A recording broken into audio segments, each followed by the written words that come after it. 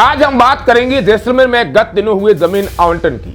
रामगढ़ इलाके के कई गांवों की सरहदों में हजारों बीघा जमीन सोलर पार्क लगने के लिए आवंटित हो गई। कल एक प्रेस कॉन्फ्रेंस में जैसलमेर विधायक ने एक आदेश दिखाते हुए कहा कि यह कांग्रेस सरकार में हुआ, लेकिन असली खेल भाजपा राज में 2015 में हुआ। ये मैं नहीं, एक वायरल आदेश और कांग्रेस के नेता कह रहे हैं।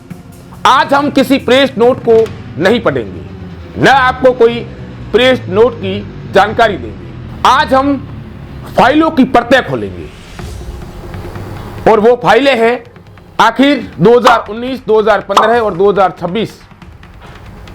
ये तीनों साल में अलग अलग आदेश निकले। 2015 में एक आदेश निकलता है, फिर 2019 में एक आदेश निकलता है और अंतिम मुहर जनवरी 2026 में लगती है।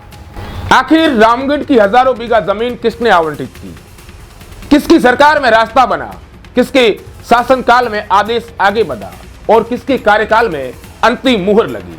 क्योंकि जमीन कागज पर नहीं जाती, जमीन जाती है तो पीढ़ियों का भरोसा जाता है। 27 जनवरी, यह तारीख याद रखिए। इसी दिन जैसलमेर प्रशासन ने रामगढ़ क्षेत्र की राघवा और सेवा सहित हजारों बीघा जमीन ऊर्जा कंपनियों के नाम आवंटित कर दी।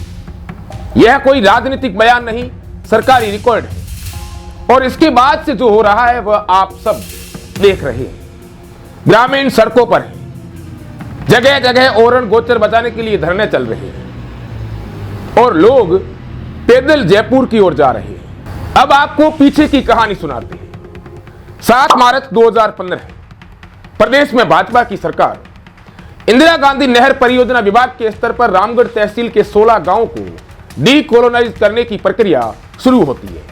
सीधी भाषा में आप समझिए, जमीन को उपनिवेशन क्षेत्र से बाहर निकालने की फाइल चलती है। यह पहला प्रशासनिक कदम था। उस वक्त शायद किसी ने नहीं सोचा होगा कि यही प्रक्रिया आगे चलकर आवंटन की बुनियाद बनेगी। फिर आता है 27 नवंबर 2019, कांग्रेस की सरकार। आयुक्त उपनिवेशन बीकानेर का आदेश निकलता है। जमीन को राजस्व विभाग को सौंपने की प्रक्रिया आगे बढ़ती है।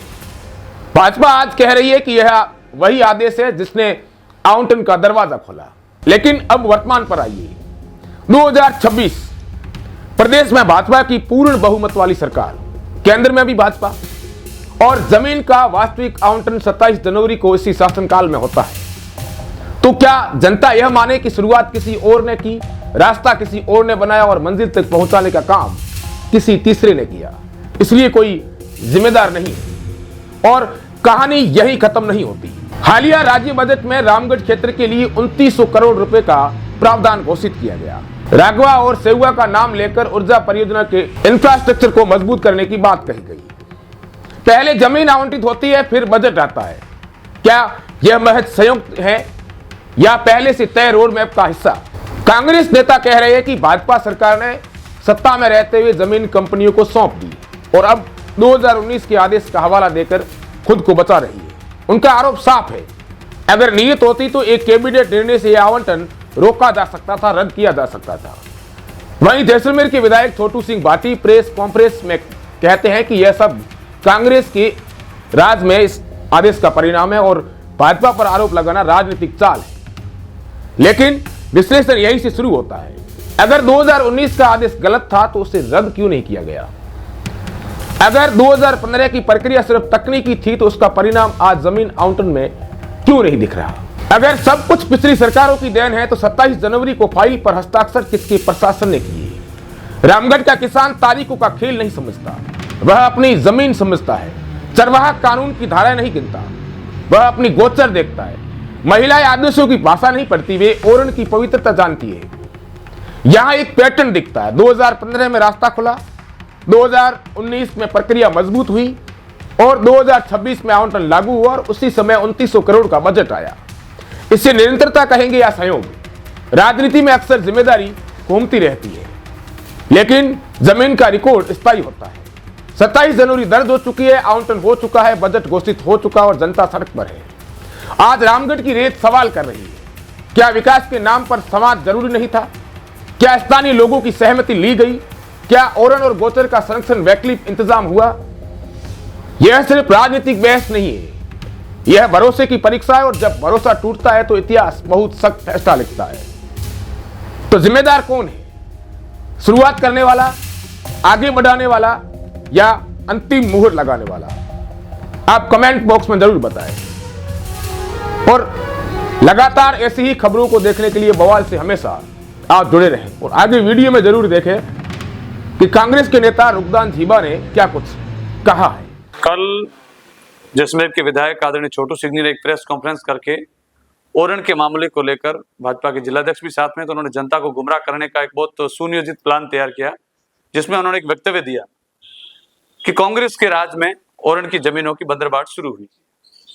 अब असल खेल क्या है? 2015 में 7 मार्च 2015 को तत्कालीन अतिरिक्त मुख्य अभियंता IGNP उन्होंने एक डिकोलोनाइज करने का एक आदेश निकाला, जो आदेश आपके सामने है। इसमें उपनिवेशन तहसील के 16 गांवों की लिस्ट है। वो 16 गांव कौन कौन से मैं आपको बता रहा हूँ। भुट्टेवाला, सेवा, देतेवाला, तेजपाला, रायमला, नगो की ढानी, नग्गा, बड्ढा, खियावास, राड़की, काका, हड्डा, राघवा, नया तला, राबलऊ, सबलऊ, फकीरा, सुआ, उपरोक्त 16 गांवों को, जमीनों को उद्योगपतियों की तिजोरियां भरने का ये बीच 2015 में तत्कालीन भारतीय जनता पार्टी के राज में गो दिया गया था। आज ये लोग घड़ियाली आंसू बहाकर जनता को गुमराह करने का प्रयास कर रहे हैं। जब सत्ता में थे तब तो पूरी जमीनों को बेचने की तैयारी की। अगर तैयारी नहीं होती तो 23 के विधानसभा चुनाव में छोटू सिंह जी हनुमान चौराहे पर दंडवत प्रणाम करके जनता को ये नहीं कहते कि मुझे वोट दो, मेरा आखिरी चुनाव, क्योंकि उन्हें सब साफ साफ मलाई दिख रही थी। और जब आप सत्ता में थे तब तो आपने जमीनों की बंदरबाट की। 2015 में जमीनों को बांटने का एक बहुत बड़ा हथकंडा तैयार किया गया और आज ओरण बचाओ का जो पाखंड कर रहे हैं, उन्हें मेरा साफ तौर पर स्पष्ट जो है वो निवेदन है कि आप कृपया करके जिसमें की जनता को बरगलाने का प्रयास नहीं करें। आप खुद 2015 में एक दस्तावेज तैयार करते हैं, अतिरिक्त मुख्य अभियंता को आदेश देते हैं डिकोलोनाइज करने का, और आज आप झूठ का माहौल बनाकर ओरण की बचाने की साजिश जो है वह विफल हो रहे हैं। आप ओरण को बचाने में आप नाकामयाब हो रहे हैं। ऐसे में आप जनता को गुमराह नहीं कर सकते प्रेस कॉन्फ्रेंस करके। हर बार पर कांग्रेस पर आप आरोप लगकर बच नहीं सकते। जो जो ओरण बचाओ पद यात्रा का जो एक एक कदम जयपुर की तरफ बढ़ रहा है, वो बीजेपी के लिए उल्टा नाक के दम बनता जा रहा है। ऐसे में से बचने के लिए झूठी प्रेस कॉन्फ्रेंस की जा रही, जनता को बरगलाने का प्रयास किया जा रहा है। अगर आप वास्तव में जैसलमेर के लिए कुछ करना चाहते हो तो केंद्र सरकार भी आपकी, राज्य सरकार भी आपकी, जैसलमेर में 2-2 विधायक आपके, पूरे सरकारी महकमे आपके, फिर आप आवंटन रद्द करवा दो। हर आरोप केंद्र सरकार से लेकर जिले स्तर तक के आरोपों को दूसरों पर मढ़ने का जो सिलसिला है, मोदी जी नेहरू पर लगाते हैं, भजनलाल जी अशोक गहलोत जी पर लगाते हैं, छोटू सिंह जी पूर्व विधायक रूपाराम जी पर लगाते हैं, तो दूसरों पर आरोप मढ़ने से आप बच नहीं सकते।